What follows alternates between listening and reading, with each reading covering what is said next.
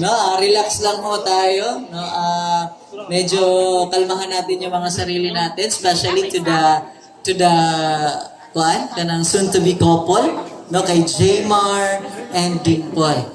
I know no nga kani nga kasal gipreparahan nila nig maayo pero during the wedding murag yun sila mga nabungol ani ba? Nabungol og they were kanabang nagalutaw sila sa cloud 9 this time. No, di sila kasabot, magyan mo nila, di kayo na sila ka-memorize sa inyong nawong. Wala nga, sabda ninyo sila this afternoon, especially, no, special ni nga adlaw para sa ilaha. Good vibes lang ta dire, no? And of course, to the parents of the bride and the groom, no, good afternoon po, ma'am and sir. And right now, as we start our program, our ceremony, I have a question sa both of the parents, no? Unahon nato siguro ang family ni Jmar, ang Hoviliano family. Okay? Sige po. To the parents, this man and woman to be married each other, inyo ba silang gitugutan to unite together? Yes, I do po. Ang sagot. Alright, palakpakan naman ho natin. Nindot man ang ikasal nga naitugot ba, no? Of course, to the parents, no, ni Dimple, Mangalon family, no? To the parents, did you give permission to Dimple nung kaslon siya karong adlaw? Alright, palakpakan naman ho natin. And of course, sa tanang mga bisita, mga katawhan nga naa diri karon, uyon batang tanan nga kaslon ning duha ka mga kasing-kasing. Amen, palakpakan naman ho natin.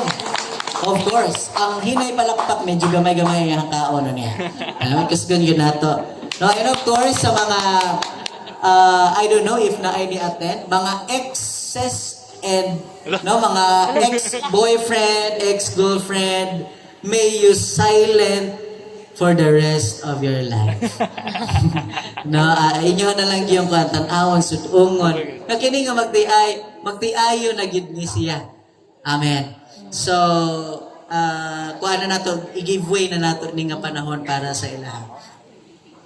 Now, as I start, no, ako dili kaayo ko taas magkasal, no, dali ra gid nato ni kaslon para di kayo mugutmon. And yet it will be a memorable event para sa ato ang tanan. So hinaot, I know Jmar and Dimple, dili kayo ni siya masulod tanan, but at least you will understand.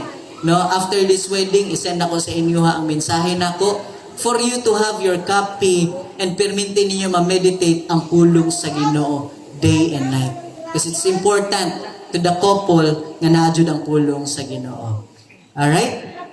So, as I share my message today to everyone, no, there are elements of good marriage. Kitang tanan, we desire nga nindot ang atong kaminyoon. Tama ba? No? Nangangarap ba tayo na maganda yung pagsasama ng ating pamilya? Murag hinay naman ang mga tingog sa couple. Kusga daw ninyo para ma-inspired po ning duha. Amen! Amen! Yeah. So, as I share this message, you know what? Ingon gani ko sa among mga batanon sa church. I-enjoy ninyo ang inyong pagkabatanon. Kasi, pag naminyo mo, ibang level na yon. Tama ba? So, this time, no, Jmar and Dimple, it might be kanabang bago sa inyo, ha? No, you'll be entering into another dimension of kanabang love. Kay, kanang uyab-uyab, lahir naman yun ng level, no? Kanang uyab pa mo. Kay sweet man gyud na kaayo, no? Kanabang kilig-kilig to the bones kaayo na. Pero pag naminyo na mo, magsagol na ang kilig-kilig o kirig-kirig. No, makirig na ka sa mga bayro na kirig na siya. Kilig o kirig. So, this time, I'm gonna share with you, there are 6 C nga gusto na ako masabtan ninyo o kanunay ninyo ikinabuhi bilang couple. Eto po, hindi lang sa dalawang to, pati sa mga naminyo na daan o naminyo na, humanang naminyo, daghan sa atoan, nakalimot sa atong responsibilidad bilang bana o asawa. Di man perfecto, pero di man ma-perfect yun. Naadyo tayo malimtan malay nato mag-serve niya as reminder para sa tanan. Number 1 nga C, no, nga kinahanglan i-practice ninyong duha is communication. Good communication. Importante na in Proverbs chapter 13 verse 17. You need to communicate properly. Sabihin natin properly. No, kasi minsan sa mag-asawa nawawala yung good communication. Naay communication pero di na good. Tama? No, kay katong bago pa lang, darling, makikipag-communicate ba, no? Kanang, kaon na ta, kanang tulog na ta, mga kuan pa kayo ba, soft pa kayo mga tingog. Along the way, nag-abot ang mga katuigan, labaw nga ng taas ang atong edad, pag-abot sa kaminyoon, nawala ang good communication. Nipuli ang binanghagay. Sana ay, kaya mo rin uliyo ko, ingo ko mapagdali. Kanawa, malita ros kasal. Di ba? Nawala na tong essence of good communicating with each other. So, importante kayo na, kaya ang mga babae, they were very fragile. Ang mga babae, taasan lang na ni mong tingog, bisag dili ka suko, mo angat lang na imong boses, ang tono, suko na ka para sa iyaha. Ang ending, di na mo magtingganay. No communication na. So, di ta gusto mahitabo na. Tama? So, you need to have a good communication, especially sa babae din, no? Dimple. Kasi sometimes, sa mga babae, gusto nila, ang lalaki, himuon nila og manghuhula. Ngayon sila nga, mga unta, o sa imong sudan, basta ikaw bahala, kabalo na ka na. So, ang lalaki, blind kayo, kabalo na ko, ani. So, ning-order siya og sudan, pag-abot sa sudan, siya, ano ka naman imong gi-order? Abi na ako bahala. Tama ba? So ladies, you need to tell them what you want. Unsay gusto yun nimo? Tama ba? Huwag mong gawin yung husband mo na magician. Kasi hindi yung magandang communication yan. So sabihin mo, gusto mo ng fried chicken, spicy. Gusto na kong bulad, nga kanang gihugasan, ha? Gihugasan mo ni bula, huwag mo ka nag-ingon. Walay communication. Tama ba? Daghan masipyat because of miscommunication. Pagkitapik ng imong katapat, ina mag-istorya ragod tagtarong. Na kung husband, imo mag-wife ni mo, tarong mo na lang gud natong istorya. Kay murag kadaghanan, wa nay tarong nga istorya, magsige na lang mag-away. Amen. Dili ganahan si Lord ana. So you need to be a good communicator kayong dalawa. No, ang teacher man si ma'am, maikini mo communicate si ma'am sa iyong mga estudyante siguro ba. No? Hopefully, ganun din kay Jmar. No? Jmar, ganun ka din kay Dimple, no? Kanabang, kung sa may endearment ninyong duha? Heart? Oh, grabe. Heart. No? So, napakalambing nun, heart. Oh, di ba? Tell her. Heart, ganito, ganyan. Heart. Oh, di ba? So, dapat di na mawala. Kay karon nagsugod nag-heart. Basi pag abot sa panahon, maniguwang ta magkaedad ta dili dongday na gyud kadugayan. Kabantay mo sa mga kuha nato karon, nahulog na lagdong day ang tawaganay niya. Wala tong heart, darling, wala na ang good communication. Okay? So, kailangan nato na sa hinumduman. And of course, number 2 nga C, ikaduha, consideration. Sa mag-asawa, importante nga very considerate kaayo ta. Kinahanglan, masinabtanon ka bilang bana. Ingon niya, it is paying attention to what your mate is feeling and not invalidating each other according to the book of Ephesians chapter 2 4 verse 2. Consider the feeling of each other. No, i-consider ni mo Jmar ang feeling ni Dimple, kung ganahan ba ni siya ani, kung himuon ako ni o dili. The same time kay Dimple, unsay mga gusto o dili gusto. No, by the way, mayong hapon sa tanan, no, I'd like to introduce my wife. She is with me no, si Pastora Daisy Vien Manolang. Palakpakan naman ho natin. Yeah, mao gining akong kasangga sa kanunay, no? Ano bang sandigan, maaasahan sa lahat ng panahon. Pag di na ko kaya na niya. Mo na gina-consider na ko nga kani partner gyud nako ni siya. No, i-consider nimo as partner gyud ang matag usa. No, ang kulang sa imuha, siya mo puno, anak. No, ug ang kulang niya, ikaw ang mupuno sa iya. considerate. No? Pag dili siya ganahan, pag moingon ng babae, no, it's a no. No? Pag moingon ng lalaki, it's a no, no good. No? The same with me, before, we were struggling. No? In the first year of our marriage, by the way, we have 2 kids already. No, na ako ay, I got 5 years old, no, na anak, and then na ako'y 2 years old. No? In the beginning of our marriage, kanabang di kaayo mi sweet pa mi una-una, but along the way, tungod kay nakalimot mi about considering each other, ako kay hilig man kay kumuduwag basketball, muduwa ra kog basketball. Ano no? Nya siya di siya ganahan nga magsigi kog duwa. No, yun siya nga, hangtod kadugayan, ingon siya sa puang nga, ingani akong gusto pag magdula ka. So, what I did is, bago kumudula og basketball, pangutanon ako siya, unsay gusto nimong pasalubong na ko niya. Amen. Ano rin ay technique para sugtan ka? Yung siya, kanang kuhan, pag uli ni mo, dapat na agyod. Amen. Kay kung wala na pag-abot ni mo, sigurado matulog ka sa lahi nga katre. Tama o tamang-tama? Tama ba? Kasi ganun po, you are not considering each other pag hindi natin ginawa ho yan. So, importante na ha, considering each other. No? I-consider iyang feelings. Ayaw i-invalidate. Kasi mga babae din minsan, may mga soft area sila sa buhay. No? Pag matouch na nga topic, pag di sila ganahan, kami namin call sign dalawa ni Pastora. Pag naagani ka na bang istorya nga di ko ganahan, mukidhat lang ko ana sa iya, kabalo na siya nga, kinahanglan niya to i-end na istorya. Gina-consider ko niya.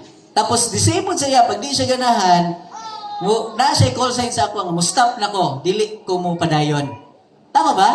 Kay usahay, gina-invalidate nato ang feeling sa matag usa, diretso-diretso ra kag istorya, nasakitan na daay imong asawa. Nauwawa na daay ba? Amen.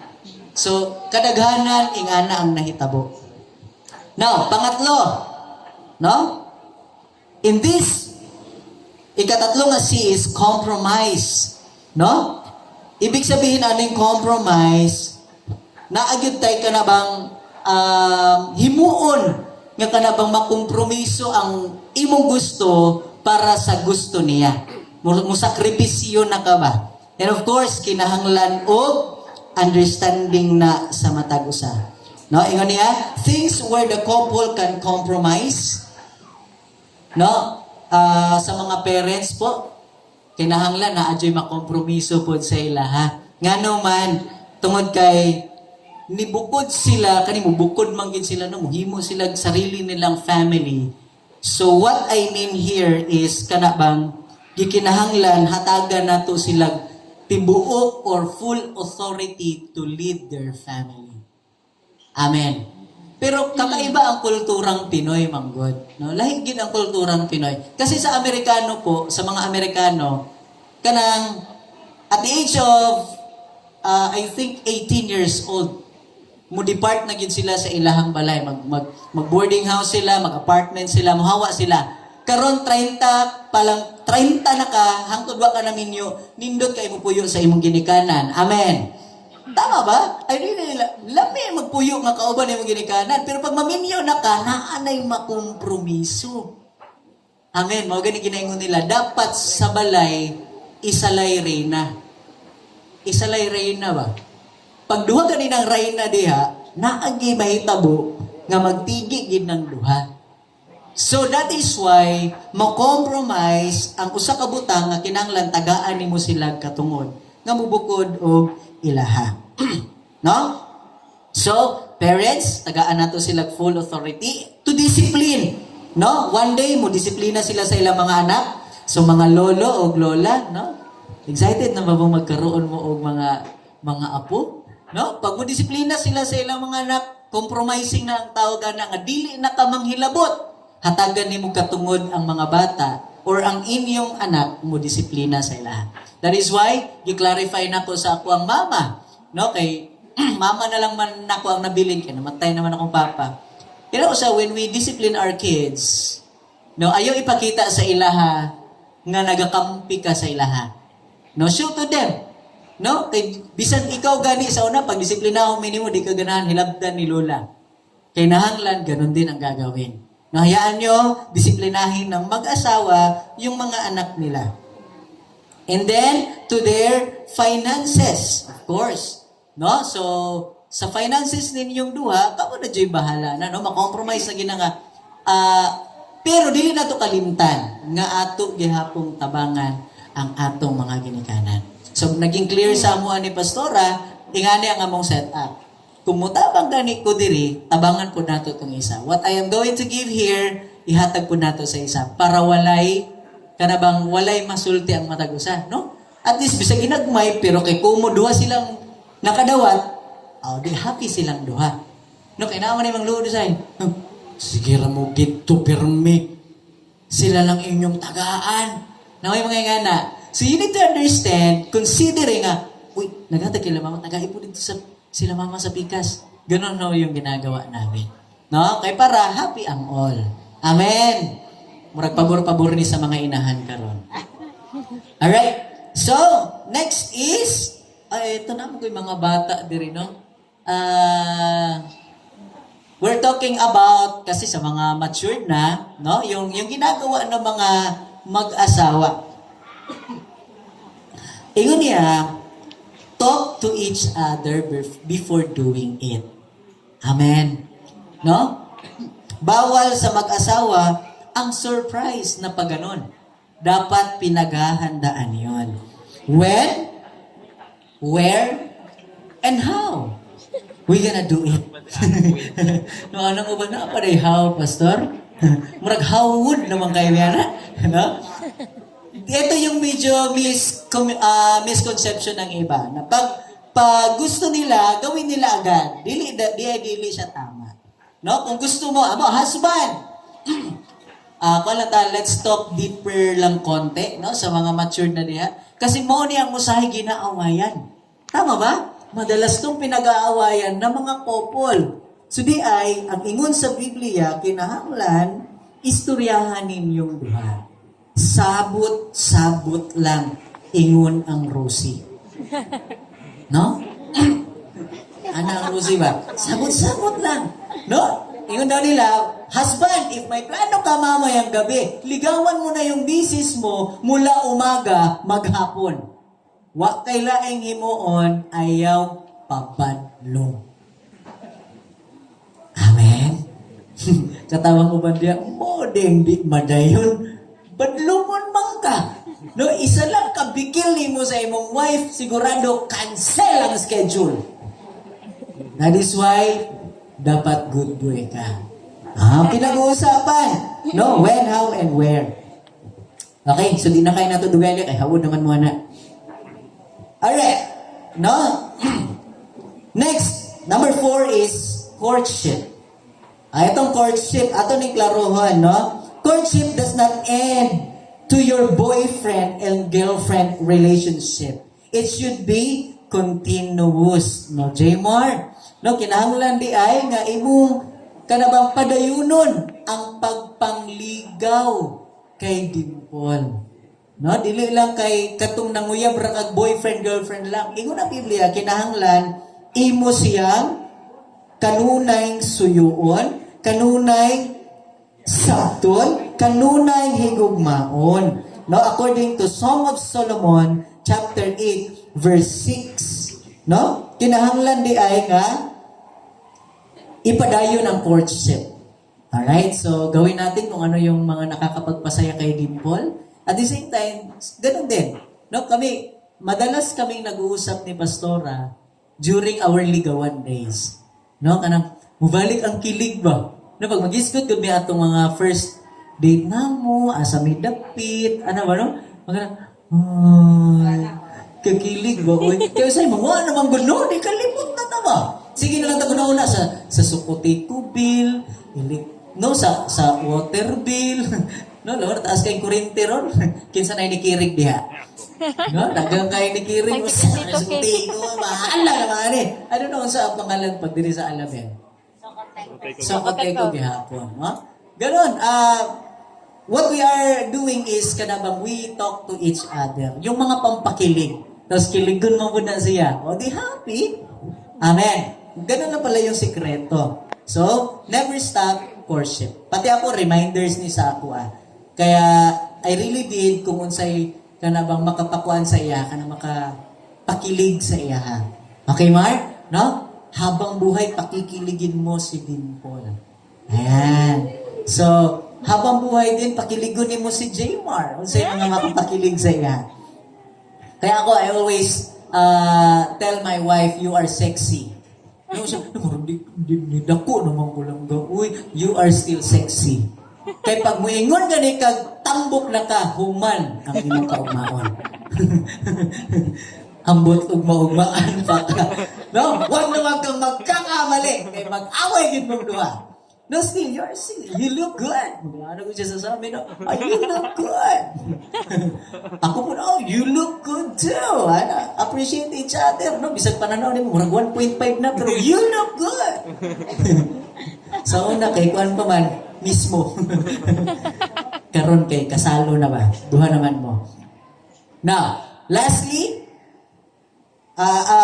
second to the last is commitment. Importante ni siya, no, sa mag-asawa, soon to be couple, nga dapat na amoy kanabang ligon nga commitment. Commitment to take care each other is very important.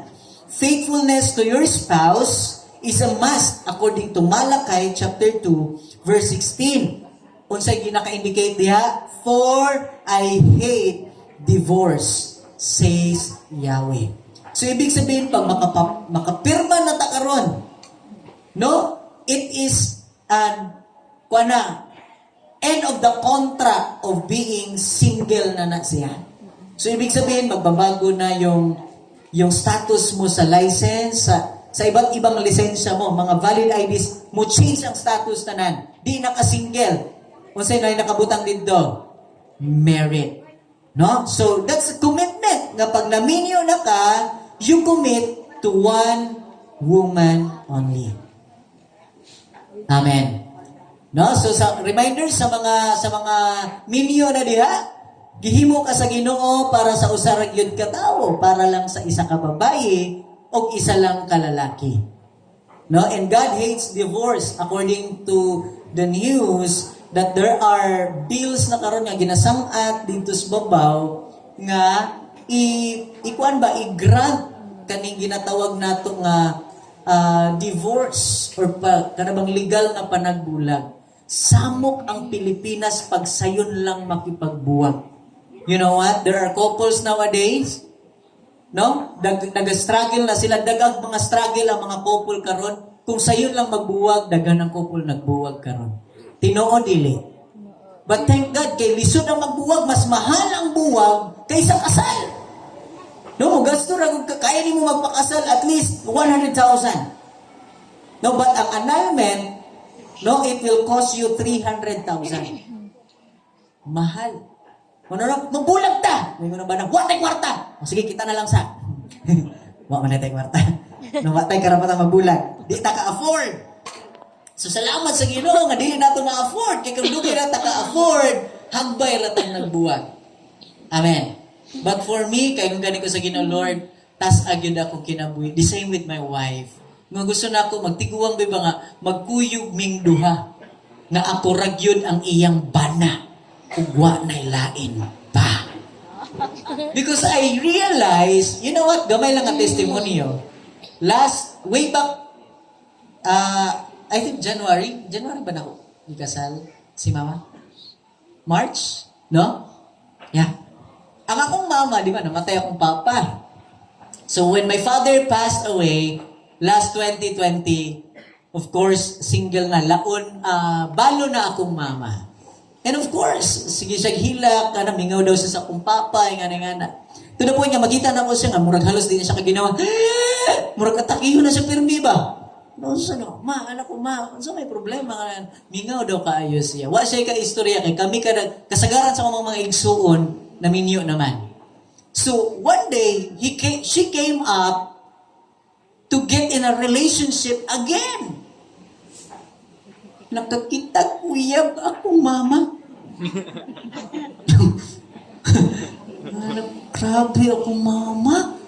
Kaya akong mama, my God, she's just 49 years old. 49 lang siya. 46 na balo akong mama. Ayan, 46. So, presko mo kayo ba? No, kung sa isda pa, mahalin ba kayo? Labas pa ni. Niya, maipon mo na atiman akong mama. Sexy kayo akong mama. Uy, niya, permintin naka-ribbon. So, mahalin yun. Bisag di mabaligya. To the point, yan, i-decide akong mama, magka-boyfriend na siya, magka-uyab. Yang boyfriend po that time, taga Cebu, nga balo po. Nag-abot yun ang duha ka balo ba? Anak ko. Nya karon along the way, courtship sila, ligawan sila. Hangtod nga ang lalaki nga taga Cebu, ni babay yung Jensen para patunayan nga tinuod niyang gugma. Grabe nga gugma ni. Nya karon, what I observe kay katong uyab niya is the same character sa akong papa. Walay bisyo. No? Tarong muatiman og asawa. Kaya interview man namo ang mga anak, paano ba unsa man nga pagkaamahan siya sa inyo? Ya karon, good provider pod sa family. And in short, yung kumain ko, decided naman nga mag-uyab yun. Siya nga una kay kanang di mo gid na mapulihan si papa nimo diri. Pero lahi ra pod nga kanang moamping nimo ba? Ano no? Okay, sige, it depends on you kay minyo gani si Ruth, di ba? Sa Biblia, naminyo siyang buwas. Oh, di ba? Balo man to. Minyo gyapon siya. Ako sige, ikaw depende sa imo. Karon ang thrill diha kay ako ang mo kasal sa akong mama. So, yung ko nga, lisuda po mo kasal na ino, mama ni mo kaslo ni mo ba? Nya mo reflect pagigkalit ang naong sa imong papa. Murang kalago ni papa. Ano ko ba, makatulog ka ko, di mo si pamungutong ko. Ano kayo kasal ni mama? Patay ba, no? So, what may choice? Kaya yaho man ang decision. Ano ba? So, what I am praying is, kanabang, gusto na ako pag, kanang, moabot yun mi sa point ni Pastora nga, kanang sabay na miglak kang doon nga hinay ragit. 1, 2, hinay-hinay lang. Hanggang maputi ang bukog. Mamatay na gani ko, kanang gamay na lang kuwang ba, may ngunday ko, Lord, pasunda na yun. Para di na maminyo. Tinaka para ba no? Mga hapit ng 80. Mimyo pa yun. Muhirit pa ba? Alala, excuse me lang sa basig na ako yan. Sorry ka. Pero mo na akong ma-observe sa'yo, ba? Commitment till death do us part. Ano yun, no? So, lastly, okay, as I end, ang ikaunom nga si is Christ. No? Ang ikinahanglan yun nga na ay Kristo sa atong kaminyoon. Importante na mga igsuon. Nga bisag unsa nimo kahawod nga amahan, nga bana, hawod nga inahan ug asawa, pag walay Kristo, mabikil gyud na siya. Madiskaril gyud na nga relasyon, no? There could be no better home than having Christ in your home. And godly family adds up to the problem of the society. But godly families builds up society. Amen. So lindot nga dili na ta magdungag sa mga broken family. Pag namagod si Christ sa center sa atong relationship, kumaga there's no such thing as broken family. Kasi ilalaban mo eh. No, ipag-pray nimo ang relationship. Tanong po sa mga mag-asawa dito, ginapag-pray pa ba nimo ang imong relasyon sa imong asawa? Sa imong bana? Amen? Amen. Uy, maragamay na lang. Usbo na ako, ginaampo pa ba nimo ang imong relasyon sa imong bana o asawa? Amen. Amen. Iampo ba yun ninyo? Hangay, delikado kayo. No, makita bitaw na ako no, na mga bata karon kanang bunga sa broken family ba? Excuse me if na mga kanabang wala nato nakuan nga mga words ba? Kanang makita na ako mga bata, sila gyud ang masakripisyo pag magbuwag ang duha. Kasi ang father and mother, pwede rin sila mag-split and at the same time find another partner. But that kids nga nabunga sa inyong panagigugma, ang nakita nila usa ra gyud ka amahan ug usa ka inahan. Nakita ninyo? Masakripisyo ba? That is why it's hard for them. Mahimo silang problema sa society. Nga naman, ang katong anak na nimo nga bunga sa inyong broken family, mo produce po siya broken family po. Kasi ikaw nga generation, wa ni mo gitarong. Amen. So pagkitapik yung katabiho natin, sabihin mo sa kanya, pag wife ni mo na or husband ni mo na, ingnon ni mo siya, stay strong lang ta. One more time, inagunit lang taman, di kabuyan. Hallelujah. Now, this afternoon, hopefully, sa mubo, maminsahe nga atong nanungog na atay nadawatan, na atay nakuha. And to all the visitors po natin, gamay nga pahinumdum na siya sa Ginoo sa ato mga kaigsuunan for us na ma-build up atong relasyon sa matag usa. And now, let's pray for the Word of God.